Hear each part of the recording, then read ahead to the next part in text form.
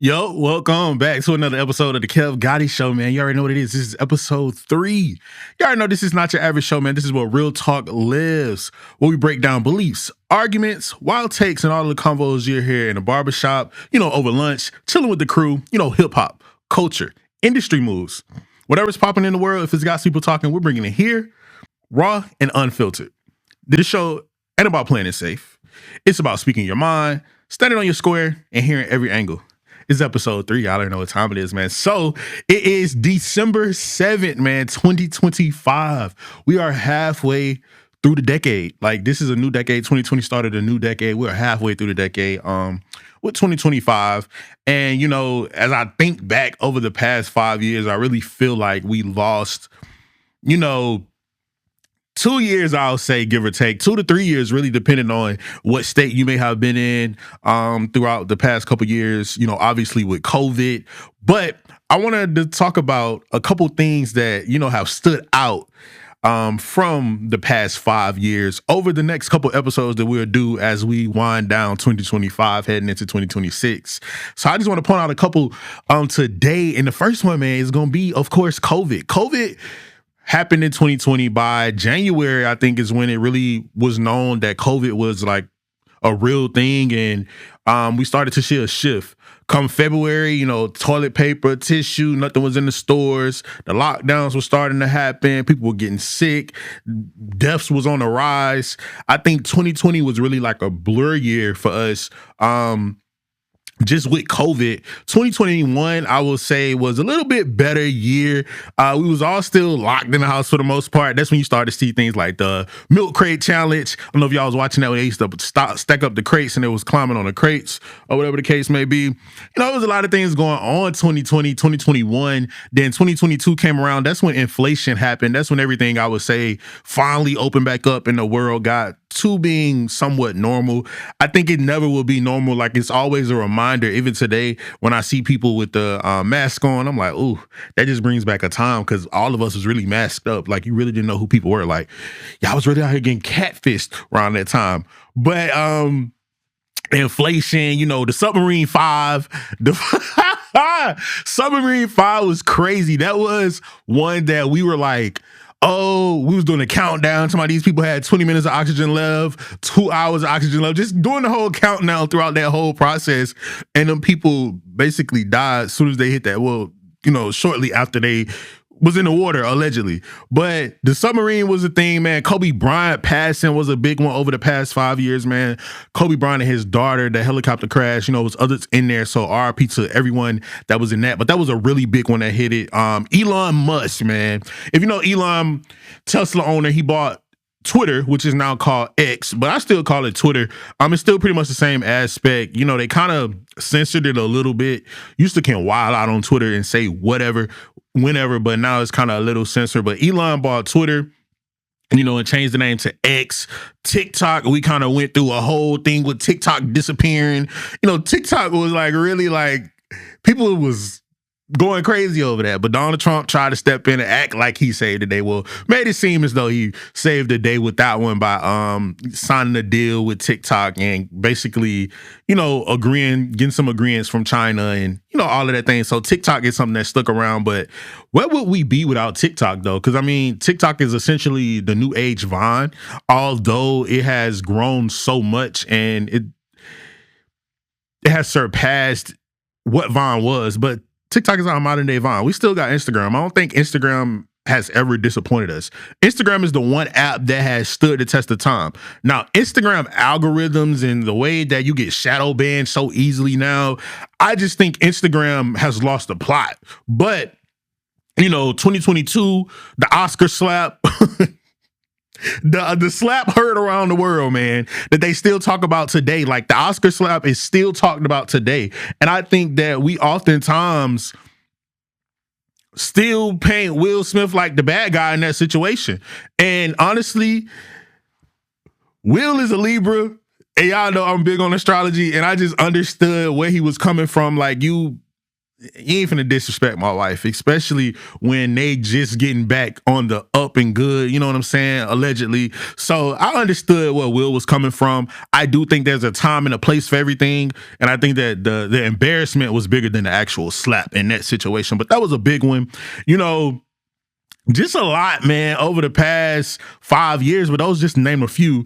We're going to continue to do this every episode leading into the end of the year, man. So it's a lot of surprises coming towards the end of the year episodes. You know, we're going to see. We got to have a Christmas show. We're going to see what's going on, man. We're going to see what's going on. But, you know, if you guys got any moments that you think stood out from 2020 to 2025, man, please DM me or send it to my email. Y'all know how to reach me on TikTok, wherever, YouTube, leave it in the comment section. Y'all know how to reach me if y'all want to talk about some of those things, man. Those are a couple that stood out to me. Now, in news of today, man, Toosii, my boy Toosii, Nigel, what's the word, my boy? First and foremost, man, congratulations, man. I want to say congratulations. I should have hit you personally, but I know you've been busy and got a lot of things going on. Just want to say congratulations for committing to Syracuse, man. I know a lot of people have had a lot to say about you, you know, your age, and really, I don't even think your age matter. I think it's just everybody want hate. Like, I don't know where this online hate for Toosii came from. I don't understand. Toosii has always been the same person. Like, even when it comes down to football, I think people were pointing out like, oh, how he gonna play football? Woo, woo, woo, this and the third, man.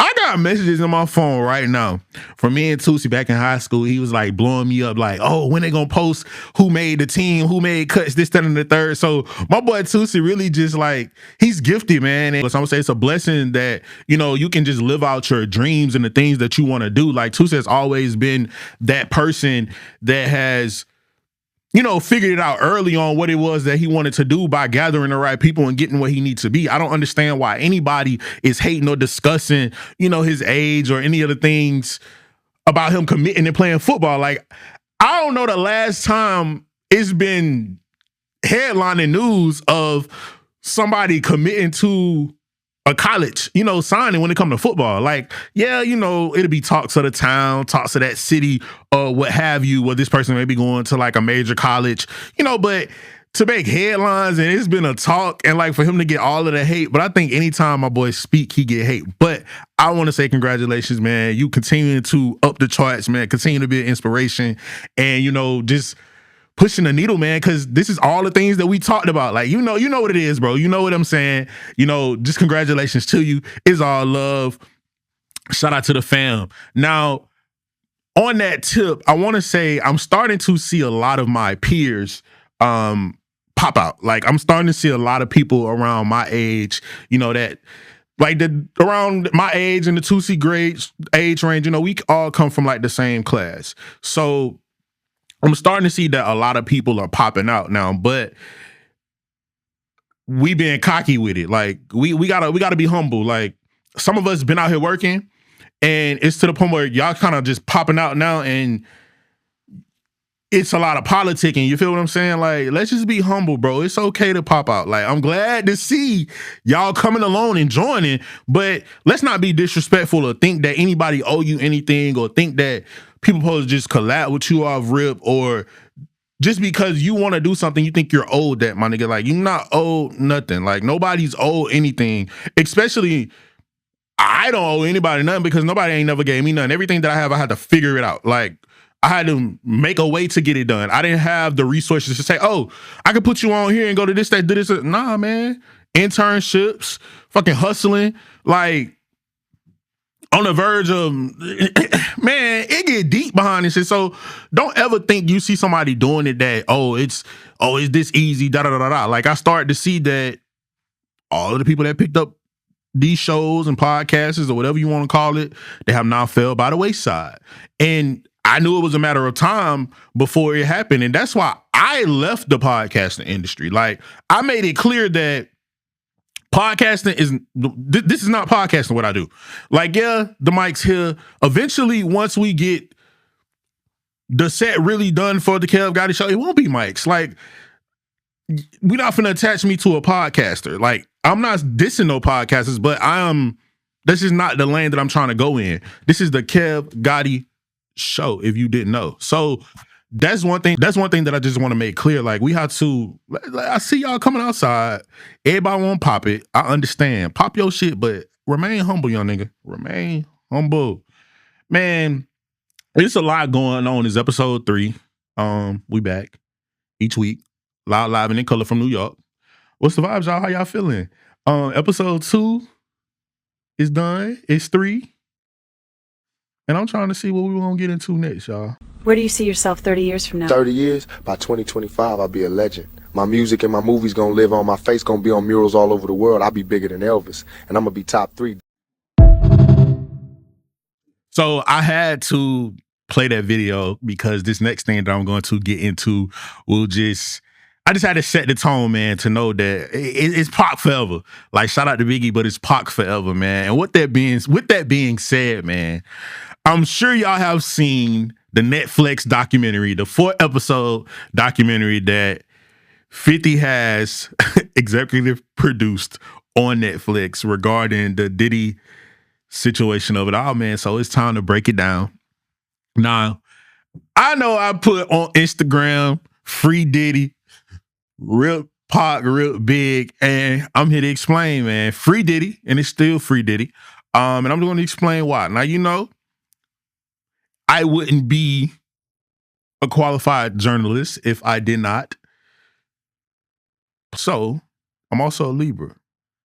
My scales are balanced. So for the next couple minutes of us chatting, I want to make known that you probably will agree with me and you're probably going to disagree with me. But I'm going to make it fair for both parties. Now let's do it. Man, so 50 has produced this doc and I'm just really confused because we know that the footage came solely based off of Puff allegedly not paying the cameraman. That's how the footage was obtained. And when I say the footage that was following Puff up into his arrest. Now, as far as all of the other clips and stuff like that, I feel like that was just out there to be grabbed. But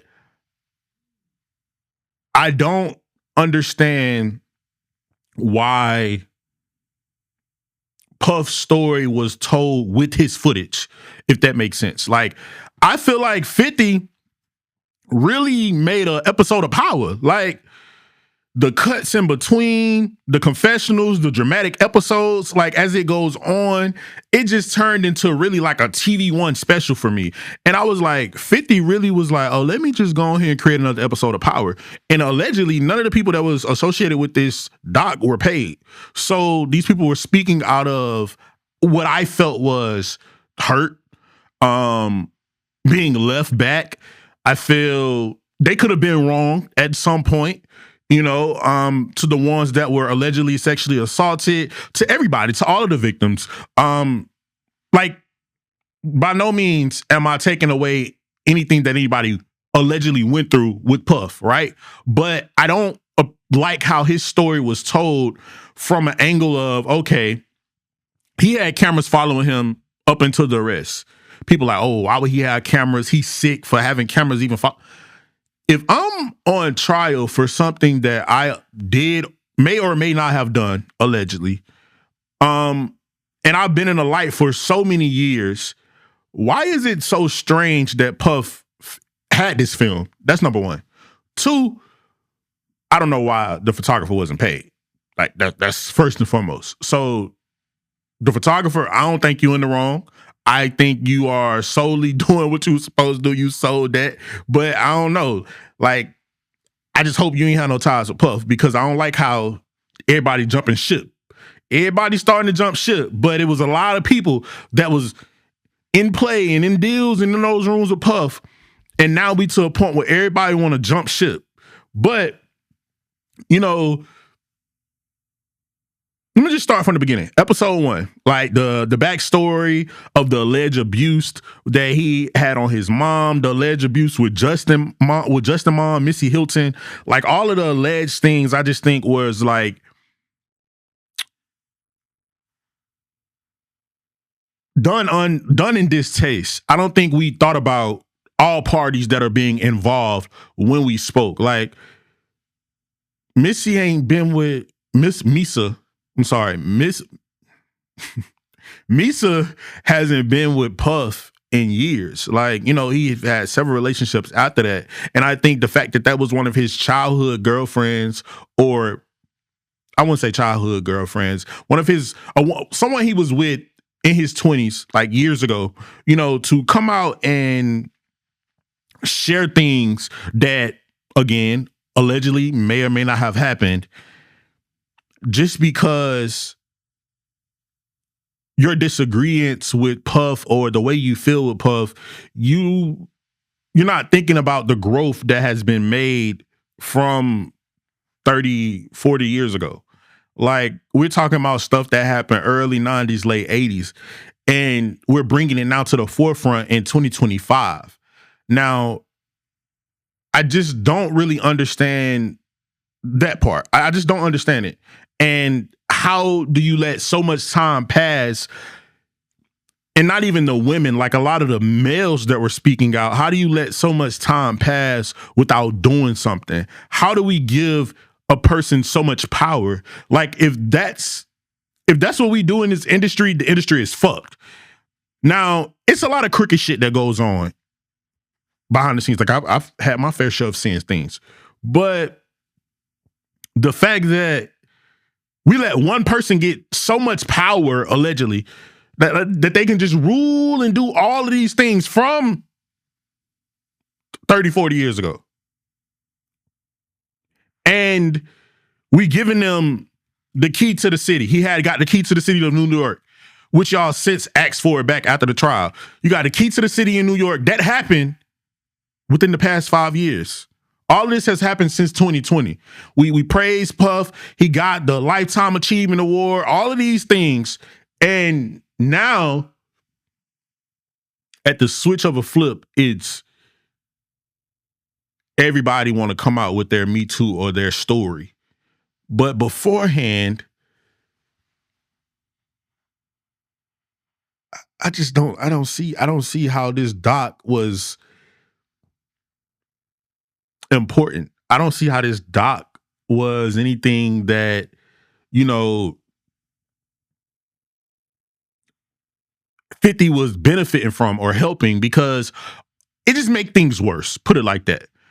Puff has been sentenced to 50 months with time served. So he has a little bit over like a year and some change to do fully. If he has to do all of that time, you know, he can get out early.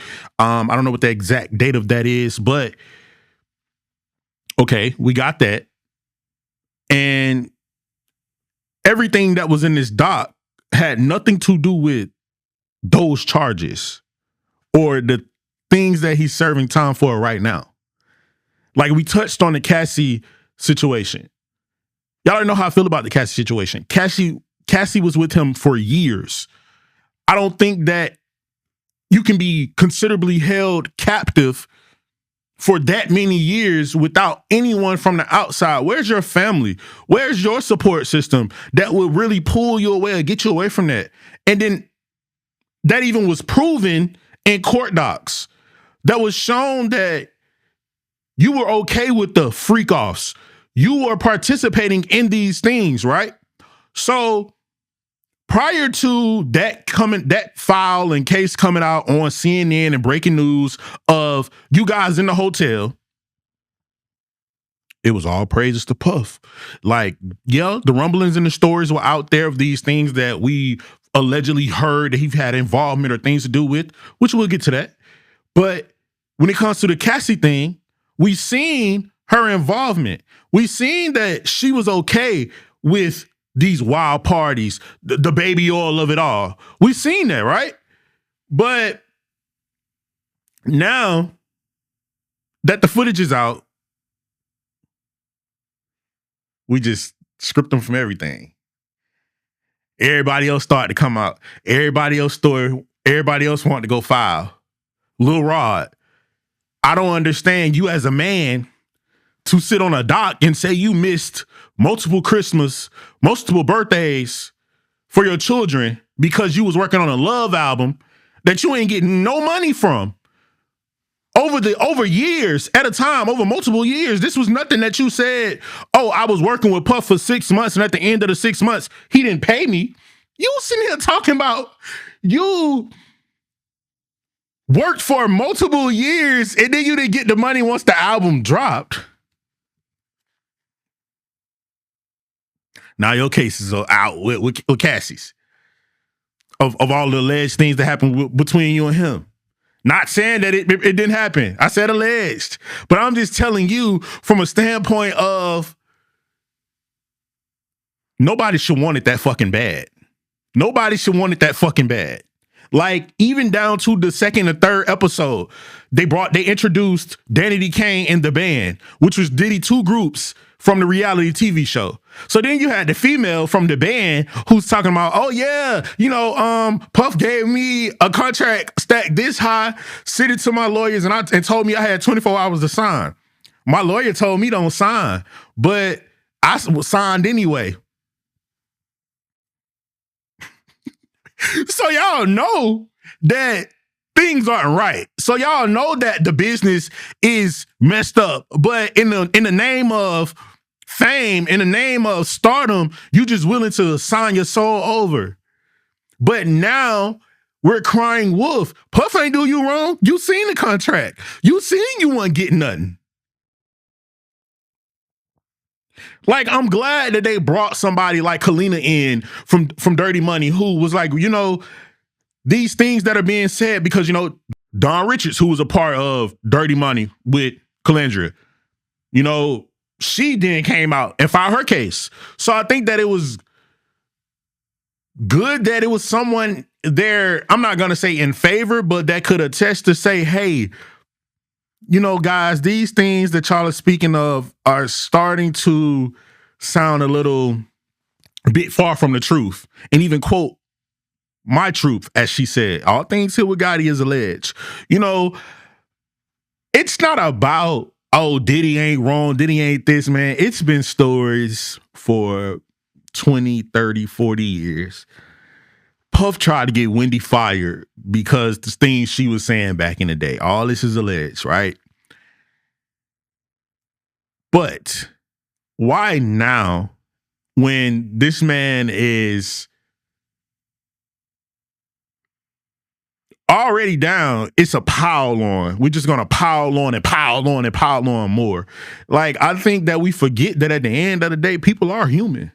You know what I'm saying? Like, no matter how somebody sit behind a camera and produce a story to be told and go get people from your hometown that don't like you to make you look in a light, we have to understand that people are human and there's other people involved. People have families, people have children. Yes, when they were doing these things, they should have took that into account, but we have to be sensitive in a case of the time that we're living in. Like, we be so quick to just believe anything that people say. And now with the internet, as long as the narrative can be whatever they want it to be. And when I say they, whatever publication, whatever artist, whatever PR stunt, anybody want to pull, whatever they want it to be in the media, that's what it could be. So we have people that don't read, that don't fact check. We have people that are now sitting in spaces that are not accurately reporting on news. And it just fucks up the truth. And it really affects people's livelihood because we rely so much on viral media, online news, the Shade Room, Neighborhood Talk. Like, that's our prime media sources. Like, 75% of people don't even watch CNN. And I'm not saying you gotta watch CNN in particular. That's like a cap for all news publications. We don't watch the news no more. Check the demographics and analytics of who's watching the news. It's not about the truth. It's about however they want the picture to be painted. And I just think that we got to show some type of grace, because what I saw in that doc was a black man that hustled his way up, a black man that was lost for so many years trying to find out, who he was, but he also knew that he had a dream that he wanted to chase. And he went after that. Starting out with being an intern, working under Andre Harrell, and then y'all sit in the doc and explain that Andre Harrell wrote these tight contracts also, allegedly. But moving from just Puff, every artist from the 90s have complained about how their contracts and things were written in the 90s. Now, years later, it's still the topic. And you also saying that you read contracts, allegedly, but you still sign. So I don't know what outcome you thought you were going to get, but Puff had all his shit in the fine print, sounds like. And all of these people like that were, started Bad Boy, the co-founders, all these people they had tied up in this doc. I just want to say this. I think, and this is just me, if I'm wrong, please educate me. I think that's a lacking your paperwork. How could you sit and tell me that you was a co-founder of a company and you left with nothing, or you still not benefiting off of that just as well as Puff should be? Now, allegedly docs was hidden, allegedly this and that. Hey man, if we can give one person that much power again, this industry is fucked. Puff got too much. It just like we gave Puff too much. Like, I don't know. And then like the story, like, oh, he didn't do drugs back then. He didn't drink. And now we fast forward to all the stuff he's taking. It was just like 50 really set up there and did a power episode. 50 clocked in and went to work. 50 and Nicki Minaj are the same people. If you did not know, they will terrorize you, man. 50 is somebody that I don't ever want to have problems with. I do want to work for him. 50, put me on a show. Oh man, it did. It was just a lot. Like, it was just a lot to unpack. Like, even with the Pac and Biggie thing, bringing that up. Like, Keefe D's story has been out there for a while. And if you seen the Pac thing that came out on Hulu, they tried to bring it up then.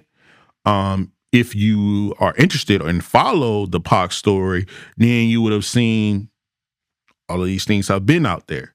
So my thing is, why now is it like, okay, well, the only two, what did the detective say? The only two people that are left that can be held accountable for the Tupac Shakur murder is Keefe D and Puff Sean Diddy Combs.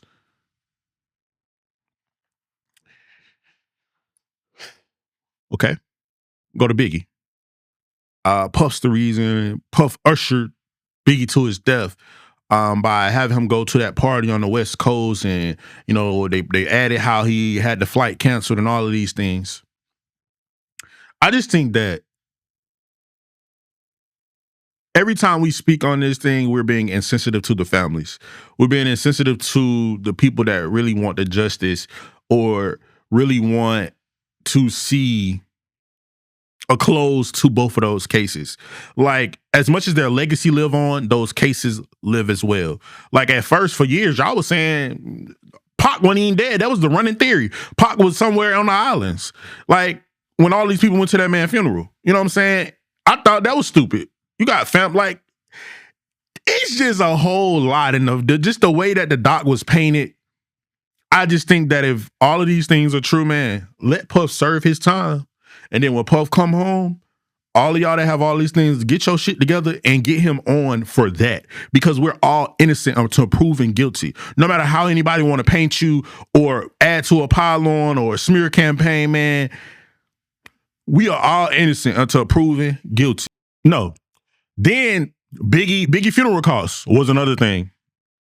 People went up in flames on the internet about that, saying that, that Biggie estate had to pay for, basically they were saying the Biggie had to pay for his own funeral. Puffy had tied it up to make it where Biggie had to pay for his own funeral. And I wanted to make clear that the camp for Biggie spoke out and denied the claims that Diddy used Biggie's money to pay for his funeral. Now, number one, if that was the case, personally, I don't see what would have been the problem. That's number one. Number two, why is that important? Again, so many years later. And I'm glad that we have people that are on Biggie's side that can speak out and say, hey, that's not true. Because I think that we make it seem as though, well, we have painted it in social media. I'm not going to say social media has painted it to make it seem as though Biggie and Puff was just these two naive folks. You get what I'm saying? Like, are we forgetting that Pac was bragging about Hidden Faith when he was shooting the All Eyes on Me video? First off, you claim to be a player, but I fucked your wife. We bust on bad boys, niggas for life. Like, are we forgetting of that? Are we forgetting of all of this? Like, we're playing it as though these people were naive and these people were just like, oh, easily accessible. You can just walk up to them and take them down like you weren't gonna get no pushback. Like, damn, man, Puff, you are a powerful ass nigga. And I really admire your hustle. And I don't care how anybody takes that. Because what I saw throughout that doc, and I'm going to wrap it up on this, was a hustling black man who made his way to the top. And, you know, it's a million stories to tell behind it. Wild parties, domestic abuse, allegedly, all of the things. But for so many years, you were glorified and pushed up on a pedestal. And I'm here to say, I appreciate the hustle. And I'm not going to kick you when you're down. You're innocent until proven guilty in my books, man. I'm praying for you, your family, your mama, your kids, your daddy, everybody. All of y'all. All of y'all. The kids, bro. Really like the kids. The Kim Porter, like, kids. That, bringing that up, Missy Hilton, I'll be sure still doing what he doing, and his son really just ain't getting the picture that his son is on Diddy's side. Like, it's just a lot. And that's just been the running talk of the town, man. And I just had to come clear that up on my behalf of what I thought with that, man. So 50 months in prison serve is what Puff has to do. But he have time served, man. So, yeah. In other news, Kim album cover was labeled the greatest of all time, man. And I want to give Kim her flowers, and then I'm going to close up here on episode 3. So Kim, you know, has been, her album cover, Hardcore, was labeled the greatest album cover of all times by Billboard, which I think is, you know, important that Kim receive her flowers. I think that what Kim did for female rap was basically kicking down that door. She made that lane the sexual icon, or make sexy cool. That's what Kim did. And I think that it's important that we give her flowers because everybody is a project of that. And if it wasn't for Kim, you know, it wouldn't be a lot of people that come after. So I just want to shout out to Kim. And I hate that the comparison always come up with Kim was when somebody's beefing with somebody. It's the only time we try to talk about Kim. I think we got to appreciate the artistry. I have the Hardcore album cover. Hey, man, Billboard label the greatest of all time. So that's what we're going to call it, man. Shout out to Kim. Is all love. And that's episode 3, man. Until next time, it's your boy Gotti, and we are out.